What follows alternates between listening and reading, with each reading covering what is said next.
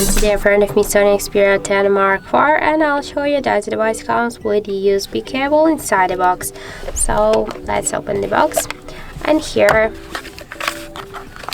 unfortunately we have no just accessories. We have only some paperwork like the quick start guide, the safety guide, warranty card. So here on the back side of the box we just can see that we have only the device on the Sony Xperia smartphone here.